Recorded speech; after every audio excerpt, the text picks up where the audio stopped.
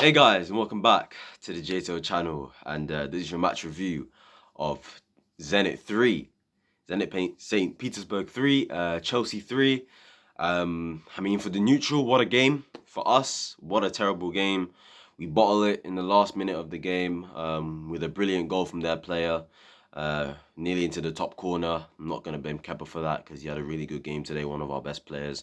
That tells you everything you need to know. Conceded 3 goals, and one of our best players today was our goalkeeper. Just deep that for a second. So, yeah, look, today we needed to top the group, which is why when I saw the lineup, I was like, there are certain players in there that shouldn't play because I was thinking to myself, look, I would make some rotation, but I'd play a strong enough team that would beat Zenit. And to be fair, the team out there today was strong enough, but some of the players that are just not good enough for Chelsea Football Club. They should be going playing for teams like Zenit to just keep it real.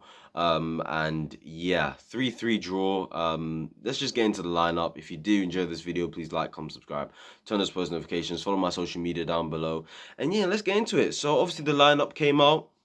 Kepa was in goal, as I did expect. We had a back three of Aspilicueta, Andreas Christensen, and Malang Sarr. We had a wing backs of Callum Hudson-Odoi and Saul Niguez, and then we had a midfield pivot of Reece James and Ross Barkley. And then we had a front three of Timo Werner, Romelu Lukaku, and Mason Mount was actually in a 10 today, and then we had two up front of Timo Werner and Romelu Lukaku today. So, yeah, that was very interesting to see. And I'd like to say the first 15 minutes of the game, I actually thought we were playing really well. I felt like we were beating their press really good. We are playing out from the back really nicely, keeping the ball nicely, getting in behind them, getting into the wide areas, putting some crosses in. The lack of quality just wasn't there from Saul, especially Mason Mount and Callum Hudson-Odoi. Their crosses just weren't good enough today.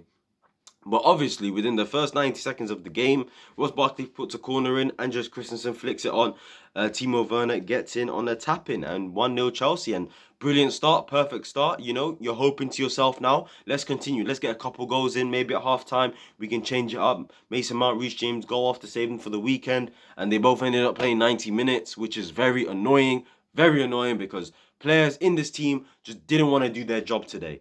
And like I said, first 15 was really good. And then, next 20, 25, we're just absolutely woeful. All of a sudden, we can't keep the ball. All of a sudden, we're letting Zenit get in behind. We're committing silly fouls. We're, just letting them bop us about. And it's like, a goal is coming soon. Like, soon enough, a goal is going to come. They got him behind a few times. There was one where Saul was just out of position, and Malang Sarr obviously had to cover for Christensen because somebody left a man out. So Saul is just not covering himself any glory, and he leaves himself exposed. He lets the man run beneath him. He's through on goal, and obviously Kepa with a really good save. That was one out of like 3-4 saves he made today that could have easily went in today. So I gotta give Kepa massive credit for today's performance. So thank you, Kepa. If it wasn't for him, we probably would have lost this game 6-3. That corner where the header, and I thought that was a goal, where Kepa saved it. Wow, I mean, what a save that was. What a save that was. And Kepa's just showing, that he can be reliable. Now, obviously, look, people are trying to criticize him for the second goal. He gets rounded by the player. But we'll get to that soon. But obviously, the first goal does go in. Obviously, I think they were through on goal. They didn't take advantage. And then somebody puts the cross in. Christensen leaves his man out. Nowhere. Doesn't have any idea where he is. And header in. Past Kepa. Simple as 1-1. And you think to yourself, that goal was coming. The goal was coming. And then not long later, all of a sudden, Barkley now loses the ball. Stupidly in the midfield. Yeah, and I'm sorry, I don't know why he started in the midfield today. I have no idea. Okay, there's a reason why in my preview yesterday, certain players like him, Malang Sarr, who was getting bullied today, Malang Sarr, just players like those. Saul at left wing back. Yes, maybe in a game like this it was to try, but I was thinking maybe if we played him in midfield today against a different opposition, who play completely different to teams in the Premier League, I thought maybe he might do well. Maybe. He didn't do himself any glory to that left wing back, Saul Niguez, so I can't even say that. But there's certain reasons why the likes of Barkley in midfield, in a double pivot, Saul left wing back, Malang Sarr as the left centre back. There was reasons why I didn't involve these guys, and I was like, maybe bring them on if we're winning the game comfortably. Because yes, we're through, but we need to top the group. You know, well, I wouldn't say we need to. I said yesterday that it's not really a must. As long as we avoid Bayern Munich in the round of 16, and as long as we avoid Bayern Munich, I think we're fine. If we get Real Madrid, I'm fine with that. If we get Ajax, I'm fine with that. Yes, both teams are on great form right now. I know Vinicius is cooking, Benzema's cooking, and I know Sebastian Haller has already got 10 goals in the Champions League this season. I know that already, okay? Or does he? Something like that. He has something like that around there, but I understand that. But I believe we can beat both these teams with our strongest 11, hopefully when Kante, Kovacic and Jorginho come back. But, you know, I just thought to myself, if we had topped the group comfortably, and if it was official, and tonight's result didn't matter in terms of the table, then the Sars, the Barclays, the Saúls can come in then, in those positions. But there's a reason why I didn't do that. And you saw, we just kept on giving them chances after chances after chances. And then that second goal, like I said, he loses the ball, Barkley. Loses the ball very stupidly. Doesn't know what to do with it. And then they're through on goal. Christensen, I don't know what he's doing. You know, he's doing two things at the same time. As a defender in that position, when you know, yeah, that a player's just won the ball back and you know a player's about to run in behind you, make two choices. You either stay back, you chase back and try intercept the ball, or you go for the man and you play offside trap because he kept him onside. If Christensen goes forward, he's offside, goal disallowed.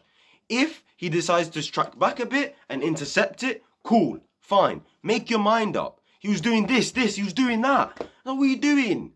And then the goal goes in. Rounds Kepa, boom, 2-1. I'm like, I'm not even surprised. It doesn't even surprise me. Do you understand? Like, I'm not angry. I'm just not surprised. You know, Christensen, I just feel like since that, all that contract talk that he's been a part of, you know, with the, you know, going from 5 years to 3 years to 4 years, you know, the contract in terms of like the amount of money that's being offered and stuff like that. Like, it feels like it's messing with his mind, and maybe Tuchel dropping him affected him. And ever since he's come back to the team, all of a sudden we're conceding goals left, right and centre. 1 at Watford, yeah, 3 at West Ham, 3 today. Even before he came back into the team, we conceded 1 against United. Yeah, we haven't kept a clean sheet in 5 flipping games. We haven't kept a clean sheet since Juventus. Since Juventus in the Champions League. So that's United, Watford, West Ham. United, Watford, West Ham, and Zenit today. So 4, sorry. So, I don't know what to say in it. We're just dropping points left, right, and centre. We've got our players dropping like flies as well. With our 3 maestros out of Kante, Jorginho, and Kovacic. Like, it's madness. Chilwell's out, all of this stuff as well. But yeah, really poor first half. And it doesn't surprise me when there's players that when, one, there's no chemistry within the team. You know, a lot of players playing in positions that they don't play in much. Like I said, Barkley and Reece James is the pivot today. Saúl, yes, he's played left wing back before, but he doesn't play there consistently ever. You know, Hudson-Odoi going back to right wing back after starting 8 games in a row at left wing, right wing. Do you get what I'm saying? Lukaku needs to build up his fitness. Who, by the way, barely did anything in the first half. The guy didn't even have a shot in the first half. You know, Timo Werner, as much as he got his goals today, I thought it was very frustrating today. I thought it was frustrating me in that first half especially. Second half, I felt like he stepped up a lot more, got involved a lot more, and started to play better in my opinion. So actually, you know what? Fair play to Timo Werner. And we get into the second half. I still felt like we weren't playing well, no attacking, no link-up play, no chemistry, you know, where's the combinations, where is it? And then all of a sudden, we win the ball back, Timo Werner drops deep, he's in space, does a really good 1-2 with Barkley, and then he squares it for Romelu Lukaku tapping. Very happy for Romelu to get his goal tonight, despite such a lack of service he was getting, man. Like I said, we need to sort out this Lukaku problem that we seem to be having, but I'll fully judge him when, you know, he's fully fit. Yeah, I just feel like Tuchel needs to sort out how we're going to link up, you know, with Lukaku up front, knowing he's the big man, do you understand? So I'm hoping Chelsea can just sort that out in the training ground, and hopefully the chemistry of the whole team can improve. And especially with Lukaku, with whoever plays as the wing backs, whoever plays as the number 10s. You know, and one thing I'll say about Lukaku, look, I do feel sorry for him because the wing backs he's playing with, he's never been able to play consistently with Reece James and Chilwell. You know, if he was, I think he'd be scoring more goals. Simple as that. But yeah, he gets the tap in, and hopefully he can continue on from that. And hopefully he gets his confidence. Obviously, we brought on the likes of Pulisic, brought on Ziyech. You understand? We brought on Kai Havertz and these guys, and Marcos Alonso. And obviously, straight away, well, not straight away, but not long later, we get that third goal we deserved. Who was it that played him in? Somebody played Pulisic in.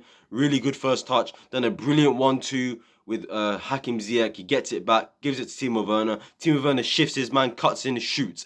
That's what I want to see from Timo Werner a lot more. Yeah, because normally when he gets the ball in that position, he hesitates or he'll go to the left and try to cross it in. That is what I want to see from Timo Werner a lot more. Even though I know technically you are not the best, even though technically I know you're not the best, bro, I just ask him to score goals. That's all I ask him to do because I know he won't bring me much. But if you can score goals and be clinical, then I am happy for you to stay in this team, stay at this club and score goals for me.